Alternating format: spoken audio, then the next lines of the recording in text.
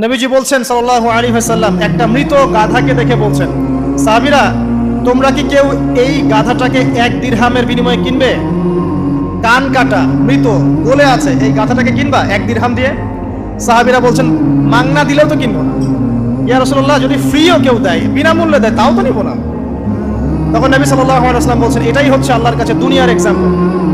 ওই মৃত গাধা তোমাদের কাছে যতটা না ইম্পর্টেন্ট, যতটুকু মূল্য রাখে, আল্লাহর কাছে এই দুনিয়া তার চেয়েও কম মূল্য রাখে। তো এই দুনিয়াতে তো সব ফয়সালা হবে না। আমরা তো হতাশ হয়ে যাই না যে দুনিয়াতে এমন কেন, এটা কেন, এটা কেন। দুনিয়া এটারই জায়গা। দুনিয়া সবকিছুর কনক্লুশনের জায়গা না, সবকিছুর পরিসমাপ্তির জায়গা হচ্ছে কিয়ামতের মাঠ। ওই দিন যে সফল সে সফল, যে ব্যর্থ সে ব্যর্থ। দুনিয়ার বাড়ি গাড়ি, স্ট্যাটাস, চাকরি বাকরি, ইজ্জত সম্মান, এটা সাফল্য ব্যর্থতার মানদণ্ড নয়, চূড়ান্ত মানদণ্ড নয়। চূড়ান্ত মানদণ্ড কি? ফামান যুহজিহা আনিন নার ওয়া উদখিলাল জান্নাহ ফাকাদ ফাজ। যাকে জাহান্নাম থেকে বাঁচানো হবে, জান্নাতে প্রবেশ করানো হবে, পুলসিরাত পার হতে পারবে, এই একমাত্র ব্যক্তি সফল। সাফল্যের সংজ্ঞাটা জেনে রাখবেন, তাহলে আপনি দুনিয়াতে হতাশ হবেন না ইনশাআল্লাহ। এবার কি হলো, যখন আদম আলাইহিস সালাম সমস্ত নাম শিক্ষা দেওয়া সমস্ত নাম বলে দিলেন, এখানে নাম মানে কিন্তু খালি নাম নয়, জ্ঞান বলে দিলেন, তখন আল্লাহ রাব্বুল আলামিন ফেরেশতাদেরকে বললেন, তোমরা সবাই এখন আদমকে সিজদা করো। ওয়া ইয কুলনা লিল মালাইকাতি ইসজুদু লি আদম। আল্লাহ পাক এবার বলছেন, আমি সমস্ত মালায়েকাকে বললাম তোমরা আদমকে সিজদা করো। ফাসাজাদু, সবাই সিজদা করলো, ইল্লা ইবলিস, ইবলিস সিজদা করলো না। কেন করলে না? ইবলিসকে বলা হচ্ছে, ইয়া ইবলিস মা মানাকা আল্লা তাসজুদা ইয আমারতুক। তোমাকে কে নিষেধ করলো সিজদা করতে ওই আদমকে, যাকে আমি আদেশ করেছি? কে নিষেধ করলো? তখন ইবলিস বলছে, খলাকতানি মিন নার ওয়া খলাকতাহু মিন তিন। আমাকে সৃষ্টি করেছেন আগুন দিয়ে, আর আদমকে সৃষ্টি করেছেন মাটি দিয়ে, আমি কিভাবে তাকে সিজদা করতে পারি? ইবলিস বলতে চাইলো যে আপনি যে বলছেন আদমকে সিজদা করো, আদম তো মাটির তৈরি, আমি তো আগুনের তৈরি, তাহলে আপনি ভুল বলছেন। নাউজুবিল্লাহ। আগুন কেন মাটির সামনে নত হবে? মাটি আগুনের সামনে নত হওয়া উচিত। তার কেয়াস হচ্ছে এমন। কেয়াস মানে কি? তার এটা কি? হ্যাঁ, তার এটা যুক্তি, তার এটা যুক্তি এবং দর্শন যে আমি কেন তাকে সিজদা করব? আমি তো আগুনের তৈরি, আর আদম হচ্ছে মাটির তৈরি। তো খলাকতাহু মিন নার ওয়া খলাকতানি মিন তিন। খলাকতানি মিন নার ওয়া খলাকতাহু মিন তিন। আমাকে সৃষ্টি করেছেন আগুন দিয়ে, আদমকে সৃষ্টি করেছেন মাটি দিয়ে। আবা ওয়াস্তাকবারা, আল্লাহ পাক বলছেন সে উদ্ধত হলো এবং অহংকার প্রদর্শন করলো। আর আল্লাহ পাক অনেক কিছু মাফ করে দেন, কিছু কিছু বিষয় আল্লাহ পাক মোটেই পছন্দ করেন। তার মধ্যে একটা হচ্ছে অহংকার, তার মধ্যে একটা হচ্ছে শিরক, তার মধ্যে একটা হচ্ছে অন্যের হক নষ্ট করা, তার মধ্যে একটা হচ্ছে আদম সন্তানকে হত্যা করা, তার মধ্যে একটা হচ্ছে বৃদ্ধ বয়সে ব্যভিচার করা, তার মধ্যে একটা হচ্ছে মুরতাদ হয়ে যাওয়া। ওই যে খ্রিস্টান হয়ে যাচ্ছেন না, খালি মরেন তারপর বুঝবেন, খালি মালাকুল মউত আসুন তারপর বুঝবেন। আল্লাহ রাব্বুল আলামিন বলছেন তার রাসূলের মাধ্যমে, কেউ যদি সাক্ষ্য দেয় আল্লাহ ছাড়া কোনো মাবুদ নাই, মুহাম্মদ সাল্লাল্লাহু আলাইহি ওয়াসাল্লাম শেষ নবী, ঈসা ইবনে মারইয়াম আল্লাহর প্রেরিত নবী, আল্লাহর পুত্র নন, জান্নাত সত্য এবং জাহান্নাম সত্য, এই 5টা বিষয় যদি কেউ সাক্ষ্য দেয়, ইনশাআল্লাহ সে জান্নাতে যাবে, তার আমল যেমনই হোক না। টাকার বিনিময়ে, চাকরির বিনিময়ে, সমাজসেবার নামে আর চিকিৎসার নামে ঈমান বিক্রি করে ফেললেন, সুবহানাল্লাহ, সুবহানাল্লাহ। তোমাদের এই পৃথিবীতে বেঁচে থাকার চাইতে মাটির তলে চলে যাওয়া ভালো। আবর্জনার কোনো প্রয়োজন নাই আল্লাহর এই জমিনে। এই মুসলিম উম্মাহর আবর্জনার কোনো প্রয়োজন নাই। এই মুসলিম উম্মাহর ইমানদার সাহসী তরুণ প্রজন্মের দরকার। আল্লাহ পাক কবুল করুন, আমিন। এরপরে কি হলো? ইবলিস সিজদা করলো না, আবা ওয়াস্তাকবার, সে উদ্ধত হলো এবং অহংকার প্রদর্শন করলো। এবার আল্লাহ পাক জিজ্ঞাসা করলেন, কেন করলে না? কেন করলে না? সে বলল যে আগুন দিয়ে সৃষ্টি করেছেন আমাকে, তাকে সৃষ্টি করেছেন আপনি মাটি দিয়ে, সো আপনি ভুল, আমি সঠিক, আমি কেন তাকে সিজদা? আল্লাহ পাক তখন আর তার প্রতি রহম করলেন না। আল্লাহ পাক তখন তাকে বলছেন, ফাখরুজ মিনহা, এখান থেকে বেরো। আল্লাহ পাক যেমন গফুর রহিম, আরহামুর রাহিমিন, ঠিক তেমনি আল্লাহ পাক শাদীদুল ইকাব, কঠিন শাস্তিদাতাও বটে। আল্লাহ পাক শুধু কি দয়াই করবেন, শাস্তি দিবেন না? দিবেন। ফাখরুজ, অপদস্থ হয়ে, লাঞ্ছিত হয়ে এখান থেকে বের হয়ে যাও। এখানে অহংকার করার অধিকার তোমাকে দেওয়া হয় না, এখান থেকে বের হয়ে যাও। এবার ইবলিস বের হয়ে যাচ্ছে। বের হয়ে যাওয়ার সময় ইবলিস বলছে রব্বি। কি বলছে? রব্বি। দেখেন, ইবলিস আল্লাহকে বলছে রব্বি, মানে ইবলিস আস্তিক। ইবলিস কি? আস্তিক ইবলিস আল্লাহ বিশ্বাস করে। ইবলিস বলছে রব্বি, হে আমার রব, আনজিরনি ইলা ইয়াউমি ইউবআসুন, আমাকে কিয়ামত দিবস পর্যন্ত অবকাশ দেন। আমাকে তো বের করে দিচ্ছেন, ঠিক আছে, আমাকে কিয়ামত দিবস পর্যন্ত অবকাশ দেন। শব্দ চয়ন হচ্ছে রব্বি, হে আমার রব, মানে ইবলিস কিন্তু নাস্তিক না। তাহলে এখন যারা এই যে এথিজমে বিশ্বাস করছেন, আসলে এরা কেউ নাস্তিক না, এরা ইসলাম বিদ্বেষী। কখনো দেখবেন না তাদেরকে অন্য ধর্মের কোনো বিষয় নিয়ে কটু মন্তব্য করছে, প্রশ্ন উত্থাপন করছে, এমনটা খুব কমই দেখবেন। এদের যত মাথা ব্যথা ইসলাম নিয়ে। এখানে দেখেন ইবলিসের কথা বলছি, ইবলিস কিন্তু আস্তিক। ইবলিস কি বলছে? রব্বি আনজিরনি ইলা ইয়াউমি ইউবআসুন, হে আমার রব। ইবলিস জানে যে আল্লাহ তার রব। ওই যে সূরা হাশরের শেষের দিকে পড়ে দেখবেন ইবলিস বলে উকফুর, তোমরা কুফরি করো। তারপরে মানুষ যখন কুফরি করে সে বলে আমি ইন্নী আখাফুল্লাহ রাব্বাল আলামিন, আমি আল্লাহকে ভয় করি যে জগৎ সমূহের প্রতিপালক। শয়তানকে মানুষকে জিজ্ঞাসা করবে জাহান্নামীরা, তুমি আমাদেরকে পথভ্রষ্ট করেছো। শয়তান বলবে আমি কিচ্ছু করি নাই, আমি তোমাদেরকে কোনো কাজে ফোর্স করি নাই, আমি শুধু তোমাদেরকে ওয়াসওয়াসা দিয়েছি, তোমরা নিজেরাই কাজ করছো। ফালা তালুমুনি ওয়ালুমু আনফুসাকুম, সূরা ইব্রাহিম পড়ে দেখেন। শয়তান বলবে তোমরা আমাকে লানত করো না, নিজেদেরকেই লানত করো, আমি তো তোমাদেরকে বাধ্য করে কাজ করাই নাই, তোমরা নিজেরাই করেছো এই কাজ। আসুন সামনে যাই। এবার আল্লাহ পাক যখন ইবলিসকে বের করে দিলেন, সে বলছে আমাকে কিয়ামত পর্যন্ত অবকাশ দিন। কিয়ামত পর্যন্ত অবকাশ নিয়ে ইবলিস কি করবে? উত্তর, ইবলিস বলছে ফাবিমা আগওয়াইতানি, হে আল্লাহ, যে কারণে বা যে আদমের কারণে আপনি আমাকে এখান থেকে বের করে দিলেন, লাআকউদান্না লাহুম সিরাতাকাল মুস্তাকিম, আমি সে আদম সন্তানের সরল পথে ওত পেতে বসে থাকবো। শয়তানের কথা কি মনে থাকবে যুবক ভাইরা? শয়তানের চ্যালেঞ্জ কি? আমি আদম সন্তানের সরল পথে ওত পেতে বসে থাকবো, মানে আমার আপনার সবার পথে সে ওত পেতে বসে আছে। এটা যদি মাথায় থাকে তাহলে জীবনে চলা সহজ হয় না? আর কি করবো? সুম্মা লাআতিয়ান্না মিন বাইনি আইদিহিম, শুধু বসেই থাকবো না, আমি আসবো তাদের সামন থেকে, ওয়া মিন খালফিহিম, তাদের পিছন থেকে, ওয়া আন আইমানিহিম, তাদের ডান দিক থেকে, ওয়া আন শামাইলিহিম, তাদের বাম দিক থেকে, ওয়ালা তাজিদু আকসারাহুম শাকিরিন, হে আল্লাহ, আপনি বেশিরভাগ আদম সন্তানকে শুকরগুজার পাবেন না। কার কথা? শয়তানের এই কথাটা কি সত্য না মিথ্যা? এখন বেশিরভাগ লোক নামাজ পড়ে না পড়ে না? পড়ে। বেশিরভাগ মুসলিমের দাড়ি আছে না নাই? বেশিরভাগ মুসলিম সুদ খায় না খায় না? এখন বেশিরভাগ তরুণ প্রজন্ম জেনায় আছে না নাই? পর্নোগ্রাফি সবাই দেখে না দেখে না? অন্যের সম্পদ আত্মসাৎ মানুষ করছে না? দুর্নীতি করছে না? ঘুষ খাচ্ছে না? ইসলামের বিধান 100% পালন করে কত পার্সেন্ট মানুষ? খুব কম। আচ্ছা বাদ দেন এত বড় বড় কথা, শুধু কোরআনুল কারীম তেলাওয়াত করতে পারে কতজন মানুষ? বলি না আমরা 90% মুসলিমের বাংলাদেশ, তো 90% মুসলিমের বাংলাদেশে কত ভাগ মুসলিম কোরআন তেলাওয়াত করতে পারে? একটা শুমারি করে দেখেন, কোরআন শুমারি। এটা কোরআন শুমারি করে দেখেন যে কত পার্সেন্ট মুসলিম শুদ্ধ করে কোরআন পড়তে পারে। যারা পড়তে জানে তাদেরও পড়া যে কত ভুল আছে, আলেম ওলামার কাছে গেলে বুঝতে পারবেন।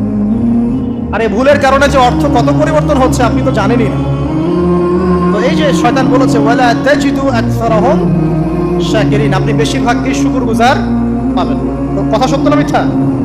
দেখেন ও কিন্তু তার মিশনের মধ্যে ঠিকই আছে।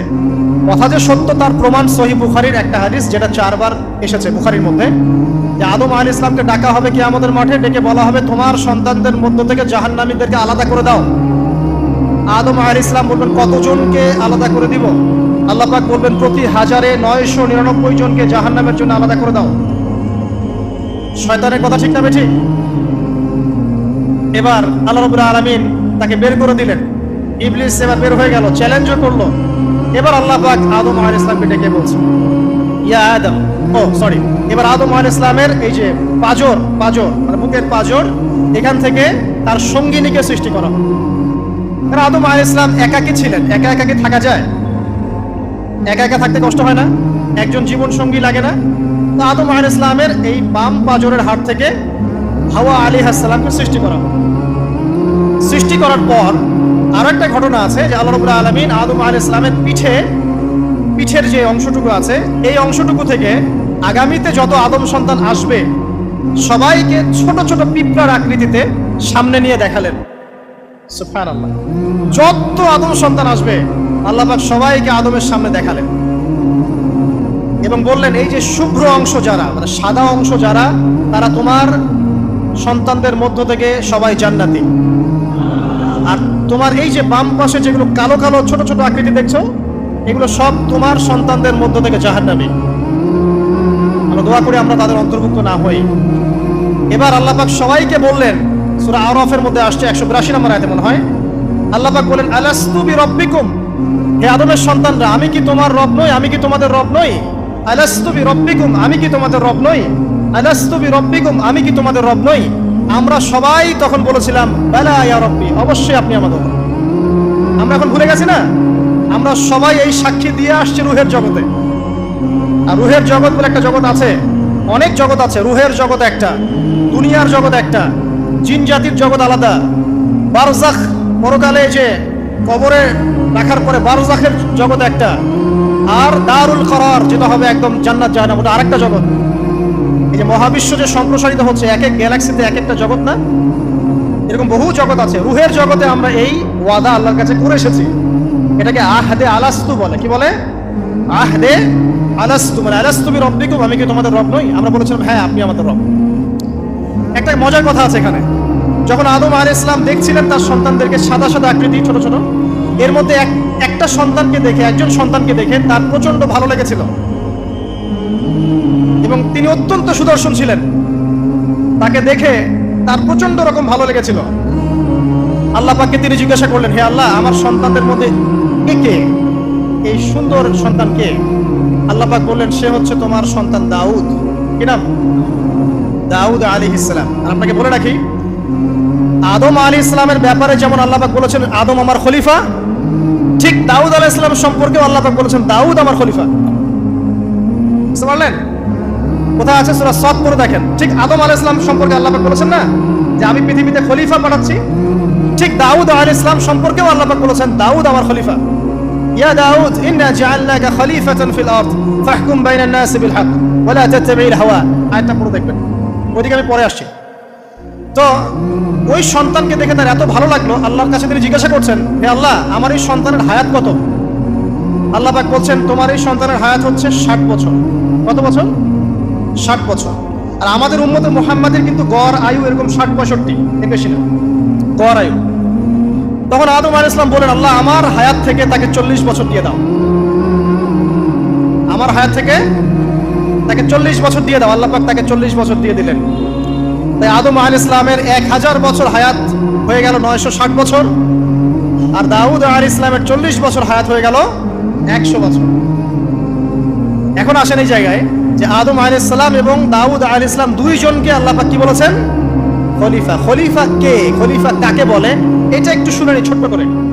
সূরা সাদ পড়বেন 24 কি 26 নম্বর আয়াত। আল্লাহ পাক বলছেন, ইয়া দাউদ, হে দাউদ, খলিফার কাজ কি এটা শুনেন। হে দাউদ, ইন্না জাআলনাকা খলিফাতান ফিল আরদ, নিশ্চয়ই আমি আল্লাহ তোমাকে পৃথিবীতে খলিফা করেছি। কি করেছি? খলিফা করেছি। তোমার কাজ কি? ফাহকুম বাইনান নাস বিল হক, মানুষের মাঝে আল্লাহর বিধান দ্বারা হকের মানদণ্ডে বিচার ফয়সালা করবে। তাহলে আল্লাহর খলিফার দায়িত্ব কি? আল্লাহর বিধান দ্বারা বিচার ফয়সালা করা। ওয়ালা তাত্তাবি'ল হাওয়া, তুমি নিজের প্রবৃত্তির অনুসরণ করবে না। ফায়ুদিল্লাকা আন সাবিলিল্লাহ, তাহলে তোমাকে এটা সরল পথ থেকে বিচ্যুত করে দেবে। ইন্নাল্লাযীনা ইউদিল্লুনা আন সাবিলিল্লাহ, নিশ্চয় যারা আল্লাহর পথ থেকে বিচ্যুত হয়ে যায়, লাহুম আযাবুন শাদীদ, তাদের জন্য কঠিন শাস্তি আছে। বিমা নাসু ইয়াউমাল হিসাব, এই কারণে যে তারা হিসাবের দিনটা ভুলে গেছে। এই আয়াত থেকে খলিফার ফাংশন বুঝতে পারলেন? খলিফার ফাংশন কি? আপনি যা ইচ্ছা তাই ফয়সালা করবেন, নিজের মন করা যা ইচ্ছা রচনা করবেন। ফাহকুম বাইনান নাস বিল হক, মানুষের মধ্যে হকের মানদণ্ডে বিচার ফয়সালা করুন। হকটা কি জিনিস? আমার দর্শন হক, আমার ফিলোসফি হক, আমার যুক্তি, আমার বিজ্ঞান, এগুলোই হকের মানদণ্ড। হকের মানদণ্ড কি?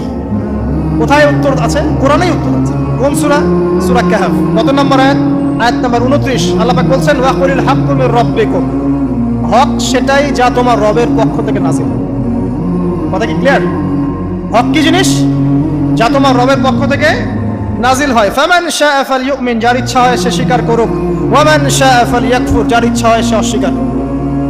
ইন্না আ'তাদনা লিযালিমিনা নারান, অস্বীকারী জালেমদের জন্য আমি আগুন প্রস্তুত করে রেখেছি।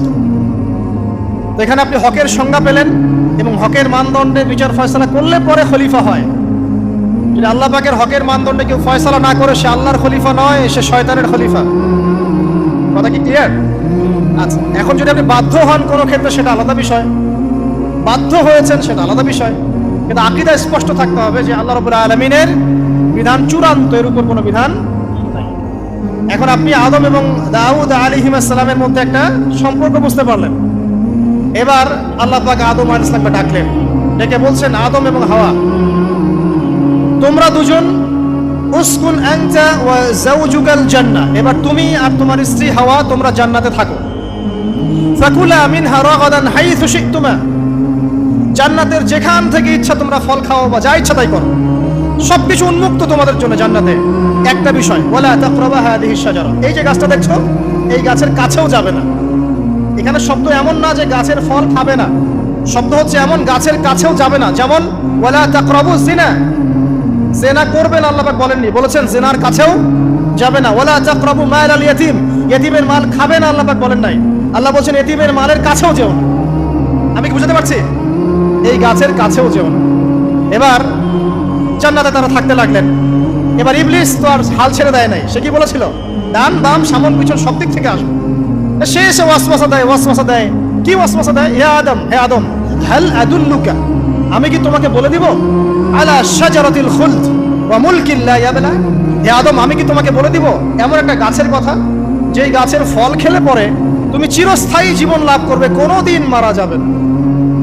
এই চিরস্থায়িত্বের টোপ দিচ্ছে কে? এই চিরস্থায়ী ক্ষমতার টোপে মানুষ পথ হারাচ্ছে না পৃথিবীতে। ওয়া মুলকিন লা ইয়াবলা, এমন রাজত্ব পাবে যেই রাজত্ব কখনো ক্ষয় হবে না। চিরস্থায়িত্বের টোপ, রাজত্বের টোপ, এই দুটোই হচ্ছে পৃথিবীতে মানুষকে পথভ্রষ্ট করার শয়তানের অস্ত্র। কথা বলে বুঝতে পারেন না? আমার মাথার উপর দিয়ে যাচ্ছে, বুঝতে পারবেন ইনশাআল্লাহ। তো টোপ দিচ্ছে দুইটা, হাল আদুল্লুকা আলা শাজারাতিল খুলদ ওয়া মুলকিন লা ইয়াবলা। করতে করতে করতে করতে একদিন সত্যি সত্যি আমাদের পিতামাতা সেই গাছের কাছে চলে গেলেন। যখনই চলে গেলেন, ফালাম্মা যাকা শাজারা, যখন তারা গাছের কাছে চলে গেলেন, বাদাত লাহুমা সাওআতিহিমা, তাদের পরনে যে জান্নাতি কাপড় ছিল ধাপাস করে খুলে পড়ে গেল। ইন্না লিল্লাহি ওয়া ইন্না ইলাইহি রাজিউন। আমাদের পিতামাতাকে পুরো মহাবিশ্বে ফেরেশতাদের সামনে জান্নাতে নগ্ন করে দিল ইবলিস।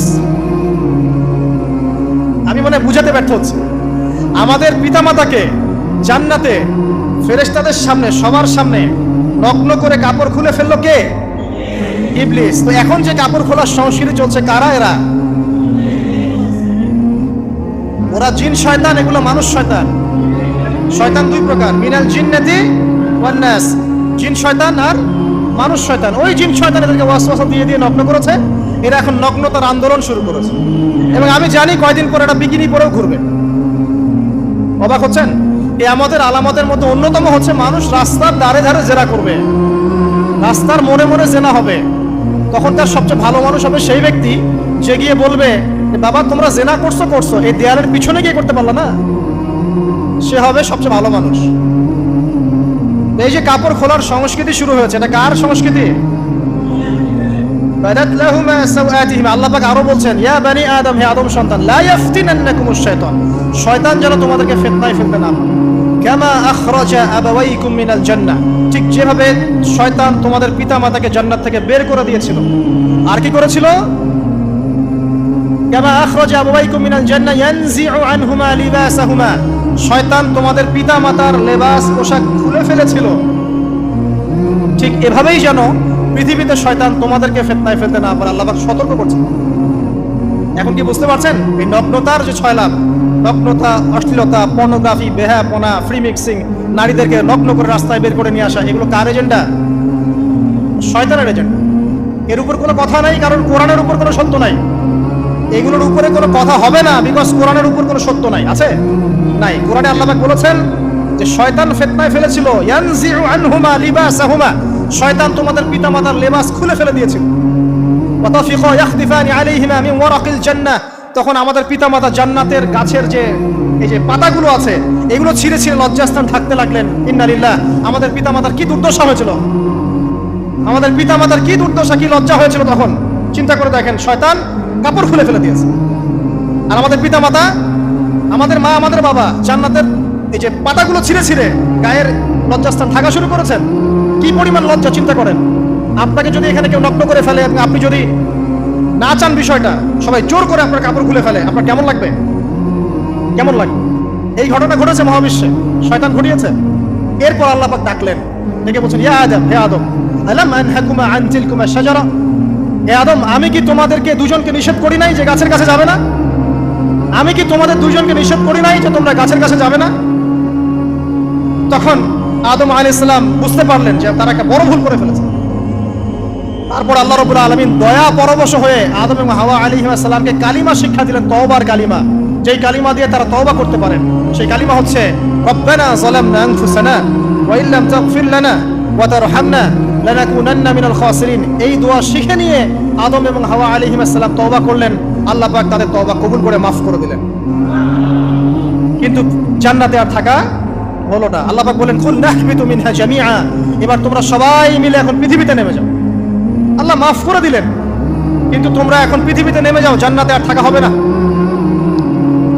খেয়াল করে দেখেন, ইবলিসও আল্লাহর আদেশ মানে নাই। আল্লাহ বলেছেন সেজদা করো, ইবলিস কিন্তু করে নাই। আবার আমাদের পিতা আদম আলাইহিস সালামকে আল্লাহ পাক বলেছেন গাছের কাছে যেও না, তারা চলে গেছেন। দুটোই কি অবাধ্যতা নয়? তাহলে ইবলিসকে চিরস্থায়ী জাহান্নামী করা হলো, আদম সন্তানকে কেন করা হলো না? উত্তর, আদম সন্তান আদম আলাইহিস সালাম তওবা করে ফিরে এসেছে, ইবলিস আসে নাই। তাই আমাদের দ্বারা পদে পদে ভুল হবেই, তওবা করে ফিরে আসলেই গুনাহ মাফ ইনশাআল্লাহ। আর যদি ইবলিসের মতো গুনার উপর গুনাহ করতেই থাকেন আর বলেন যে আমি ঠিক কাজ করছি, তাহলে ইনশাআল্লাহ ওই যে জাহান্নাম অপেক্ষা করছে। ইবলিস থেকে আল্লাহ পাক বললেন যে তুমি এবং তোমার অনুসারী যারাই থাকবে সবাইকে দিয়ে লাআমলাআন্না জাহান্নামা মিনকুম আজমাইন, তোমাদের সবাইকে দিয়ে আমি জাহান্নাম পরিপূর্ণ করব। নাউযুবিল্লাহ। এবার সবাই পৃথিবীতে নেমে আসলো। পৃথিবীতে এসেই কি আল্লাহ পাক ছেড়ে দিলেন? না, আল্লাহ রাব্বুল আলামিন বলছেন, কুল নাহবিতু মিনহা জামিআ, তোমরা পৃথিবীতে নেমে যাও। ফাইম্মা ইয়াতিয়ান্নাকুম মিন্নি হুদান, দুনিয়াতে যাচ্ছ যাও, তবে মনে রেখো যে আমার পক্ষ থেকে তোমাদের কাছে হেদায়েতের বাণী আসবে। আমার পক্ষ থেকে তোমাদের কাছে হেদায়েতের বাণী আসবে। ফামান তাবিআ হুদায়া ফালা খাউফুন আলাইহিম ওয়ালা হুম ইয়াহজানুন, যারা আমার হেদায়েতের বাণীগুলো মেনে চলবে তাদের কোনো ভয় নাই, কোনো দুশ্চিন্তাও নাই। ওয়াল্লাযীনা কাফারু ওয়া কাযযাবু বিআয়াতিনা, কিন্তু যারা আমার আয়াতকে কুফরি করবে, মিথ্যা প্রতিপন্ন করবে, ফাউলাইকা আসহাবুন নার, তারা হবে জাহান্নামের অধিবাসী। হুম ফিহা খালিদুন, তারা সেখানে চিরস্থায়ী হবে। এই সহজ সরল জীবন দর্শন দিয়ে আল্লাহ পাক পৃথিবীতে পাঠিয়ে দেন। এবার শুরু হলো পৃথিবীতে পথ চলা। পৃথিবীতে পথ চলার ক্ষেত্রে অনেক কিছু সৃষ্টি করতে হলো, আবিষ্কার, কৃষিকাজ, এটা ওটা সবকিছু। আদম আলাইহিস সালামকে আল্লাহ পাক সেই জ্ঞান ওহীর মাধ্যমে শিক্ষা দিলেন। কৃষিকাজ আল্লাহ পাক শিক্ষা দিয়েছেন, চাকা সৃষ্টি করা আল্লাহ পাক শিক্ষা দিয়েছেন, বাহন সৃষ্টি করা আল্লাহ পাক শিক্ষা দিয়েছেন। যত রকম জ্ঞান আছে সমস্ত জ্ঞান এসেছে নবীদের পক্ষ থেকে। সবকিছু জ্ঞানের মূল ভিত্তি এসেছে নবীদের কাছ থেকে, আল্লাহর ওহীর কাছ থেকে। যত সভ্যতা দেখছেন বড় বড়, সমস্ত সভ্যতা শুরু হয়েছে নবী দ্বারা, এবং সভ্যতা শেষও হবে একজন নবী দ্বারা। তার নাম কি? ঈসা ইবনে মারইয়াম। আদম আলাইহিস সালাম আল্লাহর দেয়া শিক্ষায় শিক্ষিত হয়ে দুনিয়াতে চলতে লাগলেন এবং তওবা ইস্তেগফার করতে লাগলেন, কাঁদতে লাগলেন। দীর্ঘকাল তারা ক্রন্দন করেছেন। কি কারণে? ওই যে একটা ভুল তারা করে ফেলেছে। দুনিয়াতে এসে ক্রন্দন করতে আল্লাহ রাব্বুল আলামিন এক পর্যায়ে তওবা কবুল করে ফেললেন। এবার সামনে যান। তাদের সন্তান হলো হাবিল এবং কাবিল। নাম শুনেছেন? শোনেন নাই? হাবিলের কুরবানি কবুল হয়, কাবিলের কুরবানি কবুল হচ্ছে না। বিকজ কাবিল এর কুরবানির মধ্যে ইখলাস নাই। ভাইয়ের কুরবানি কেন কবুল হচ্ছে, আমারটা কেন হচ্ছে না? হিংসার বশবর্তী হয়ে কাবিল হাবিলকে হত্যা করে ফেললো। নবী পরিবারের সদস্য হয়েও কাবিল এরকম অন্যায় করে ফেলল। আর কি হলো? রাসূল সাল্লাল্লাহু আলাইহি সাল্লাম বলেছেন, পৃথিবীতে যত মানুষ অন্যায়ভাবে নিহত হবে, পৃথিবীতে যত মানুষ অন্যায়ভাবে খুন হবে, সমস্ত খুনের পাপের একটা অংশ কাবিলের আমলনামায় যুক্ত হবে। কারণ সেই প্রথম খুন চালু করেছে। এই যে আজকে গুনাহে জারিয়া চালু করছেন না, সুদী এনজিও, সুদী সমিতি, সিনেমা হল, এইটা ওইটা, মদের বার, যত গুনাহে জারিয়া চালু করছেন, মৃত্যু হবে, কবরে যাবেন ঠিকই, কিন্তু গুনাহ কমবে না ইনশাআল্লাহ। মনে করেন একজন নগ্ন ছবিতে অভিনয় করেছে, ঠিক আছে, এখন নাই পৃথিবীতে, বা কেউ অশ্লীল গান বাজনা করে দুনিয়া থেকে বিদায় নিয়েছে, দুনিয়াতে তার গান এখনো বাজছে, সে কবরে শুয়ে শুয়েই সেই গুনাহগুলো পাচ্ছে। ঠিক আপনি যদি এখন ভালো কোনো কাজ করেন, দিনই কোনো ভালো কাজ করেন, মসজিদ হোক, মাদ্রাসা হোক, এতিমখানা হোক, বিধবাদের কোনো প্রকল্প হোক, বৃদ্ধাশ্রম হোক, মানবতার কোনো কল্যাণমূলক কাজ হোক, মৃত্যুর পরেও ইনশাল্লাহ আপনি নেকি পেতে থাকবেন। সদকায়ে জারিয়া আর গুনাহে জারিয়া ভালো করে বুঝবেন। একটা গুনাহ করে মাফ নেওয়া আলাদা বিষয়, আর গুনাহ চলতে থাকাটা আরেকটা বিষয়। আল্লাহ আমাদেরকে হেফাজত করুন, আমিন। নবী পরিবার এগিয়ে গেল এবং তাদের সময়ে তারা শুধু ক্রন্দন করেছেন, ইবাদত করেছেন, আল্লাহর কাছে ইস্তেগফার করেছেন এবং ওই যে জান্নাতে ফিরে যাওয়ার জন্য তারা আপ্রাণ চেষ্টা করেছেন। এক পর্যায়ে আদম আলাইহিস সালামের বয়স যখন 960 বছর হলো, আল্লাহ রাব্বুল আলামিন তাকে ওফাত দিলেন, তার ইন্তেকাল হয়ে গেল। ইন্না লিল্লাহি ওয়া ইন্না ইলাইহি রাজিউন। এরপরেও নবী পরিবার চলতে লাগলো, চলতে চলতে পরবর্তীতে আসলেন নূহ আলাইহিস সালাম, তারপরে ইব্রাহিম, আদ জাতি, তারপর সামুদ, তারপরে শুআয়ব, কওমে মাদিয়ান, মূসা, দাউদ, সুলাইমান, ইসহাক, ইয়াকুব। নবী পরিবার চলতেই লাগলো। এক পর্যায়ে ঈসা আলাইহিস সালামের পরে মুহাম্মদ সাল্লাল্লাহু আলাইহি ওয়াসাল্লামের মধ্য দিয়ে নবীদের সিলসিলা আল্লাহ পাক শেষ করে দিলেন। এভাবেই সভ্যতা এগিয়ে গেছে, এভাবেই আমাদের পিতামাতার হাত ধরে জ্ঞান পৃথিবীতে এসেছে এবং ওই যে শয়তানের মিথ্যা প্রলোভন, প্রতারণা, এর ফলশ্রুতিতে ওই যে আমাদের পিতামাতার গা থেকে কাপড় খুলে পড়লো, আল্লাহ পাক রাগান্বিত হয়ে সবাইকে দুনিয়াতে নামিয়ে দিলেন, ইবলিসকে চিরস্থায়ী জাহান্নামী ঘোষণা করলেন। কিন্তু আমাদের পিতামাতার ক্রন্দন, তওবা, ইস্তেগফার, আমলের বদৌলতে, আল্লাহর রহমতে আল্লাহ পাক পিতামাতাকে মাফ করে দিলেন। এভাবেই মানব জাতি এগিয়ে যাচ্ছে। আজকে আমরা এই পর্যায়ে পর্যন্ত এসেছি। আদম আলাইহিস সালামের এই সংক্ষিপ্ত জীবনী থেকে আমরা কি শিখলাম?